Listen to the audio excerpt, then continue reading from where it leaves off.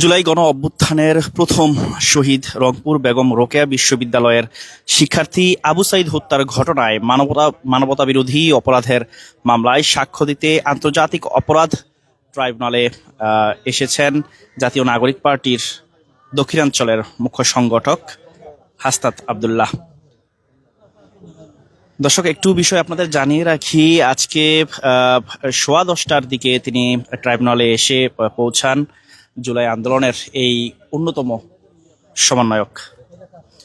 দর্শক, আরেকটি বিষয় আপনাদের জানিয়ে রাখি যে ট্রাইব্যুনাল 2-এর চেয়ারম্যান বিচারপতি নজরুল ইসলাম চৌধুরীর নেতৃত্বাধীন 3 সদস্যের বিচারিক প্যানেলে বেরোবির সাবেক ভিসি হাসিবুর রশিদ সহ 30 আসামির বিরুদ্ধে সাক্ষ্য পেশ করবেন হাসনাত আব্দুল্লাহ। প্যানেলের অন্য 2 সদস্য হলেন অবসরপ্রাপ্ত জেলা ও দায়রা জজ মোহাম্মদ মঞ্জুরুল বাসিদ এবং জেলা ও দায়রা জজ নূর মোহাম্মদ শাহরিয়ার কবির। দর্শক, আরেকটি বিষয় আপনাদের জানিয়ে রাখি, এই মামলায় বর্তমানে 6 আসামি গ্রেপ্তার রয়েছেন। তারা হলেন এএসআই আমির হোসেন, বেগম রোকেয়া বিশ্ববিদ্যালয়ের সাবেক প্রক্টর শরীফুল ইসলাম, কনস্টেবল সুজন চন্দ্র রায়, ছাত্রলীগ নেতা ইমরান চৌধুরী, রাফিউল হাসান রাসেল ও আনোয়ার পারভেজ। আজ সকালে কারাগার থেকে তাদের ট্রাইব্যুনালে হাজির করা হয়। এর আগে 27 নভেম্বর 18তম দিনের মতো 21 নম্বর সাক্ষীর সাক্ষ্য গ্রহণ ও জেরা শেষ হয়। পরবর্তী সাক্ষ্য গ্রহণের জন্য আজকের দিন ধার্য করেন ট্রাইব্যুনাল।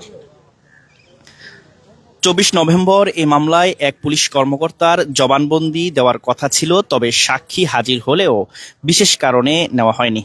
23 নভেম্বর জবানবন্দি দেন এক শিক্ষার্থী আবু সাইদকে হাসপাতালে নিয়ে গিয়েছিলেন তিনি। এছাড়া মৃত ঘোষণার পর পথ থেকে তার লাশটি পুলিশ কেড়ে নিয়েছিল বলেও জানিয়েছেন।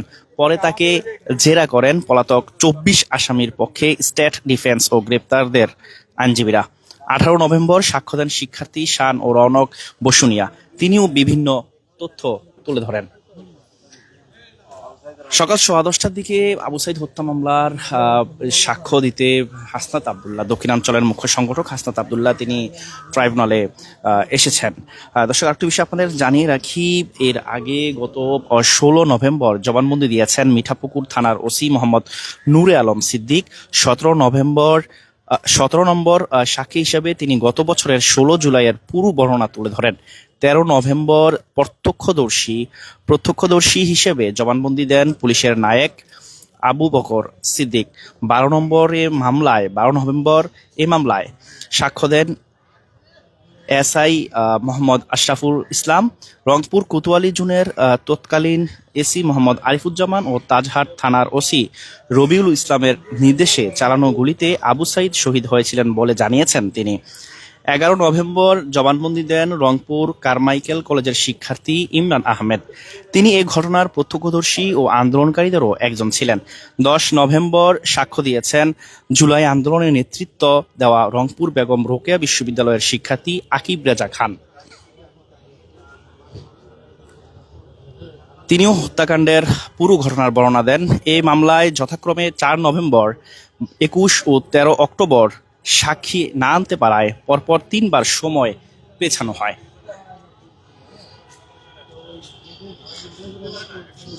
গত 6 অক্টোবর 9ম দিনের সাক্ষ্য গ্রহণ ও জেরা শেষ হয়। ওই দিন জবানবন্দি দেন পুলিশের 2 উপপরিদর্শক। তারা হলেন এসআই রফিক ও এসআই রায়হানুল রাজ দুলাল। গত 28 আগস্ট জুলাই আন্দোলনের প্রথম শহীদ আবু সাইদের বাবা মকবুল হোসেনের জবানবন্দির মধ্য দিয়ে শুরু হয় এই মামলার সাক্ষ্য গ্রহণ। একই দিন সাংবাদিক মইনুল হকও সাক্ষ্য দেন।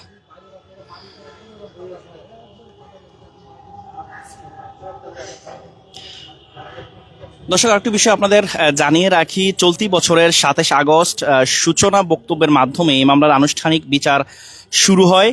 সূচনা বক্তব্য উপস্থাপন করেন chief prosecutor Mohammad Tajul Islam. 6 August 30 আসামির বিরুদ্ধে ফরমাল চার্জ গঠন করে বিচার শুরুর আদেশ দেন ট্রাইব্যুনাল।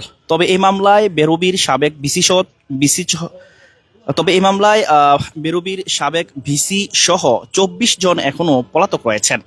তাদের পক্ষে গত 22 জুলাই সরকারি খরচে 4 জন আইনজীবী নিয়োগ দেওয়া হয়। 30 জুলাই পলাতক আসামিদের পক্ষে শুনানি করেন রাষ্ট্র নিযুক্ত 4 আইনজীবী। এর মধ্যে 5 জনের হয়ে লড়েন আইনজীবী সুজাত মিয়া। নিষিদ্ধ ঘোষিত ছাত্রলীগ নেতাদের পক্ষে ছিলেন আইনজীবী মামুনুর রশিদ। এছাড়া শুনানি করেন আইনজীবী ইসরাত জাহান ও শহীদুল ইসলাম। দর্শক, এই মুহূর্তে আপনাদের আরেকটু বিষয় জানিয়ে রাখি যে 29 জুলাই 3 আসামির পক্ষে শুনানি হয়। এর মধ্যে শরীফুলের হয়ে লড়েন আইনজীবী আমিনুল গনি টিটু। কনস্টেবল সুজনের পক্ষে শুনানি করেন আইনজীবী আজিজুর রহমান দুলু ও ইমরানের পক্ষে ছিলেন আইনজীবী সালাউদ্দিন রিগেন।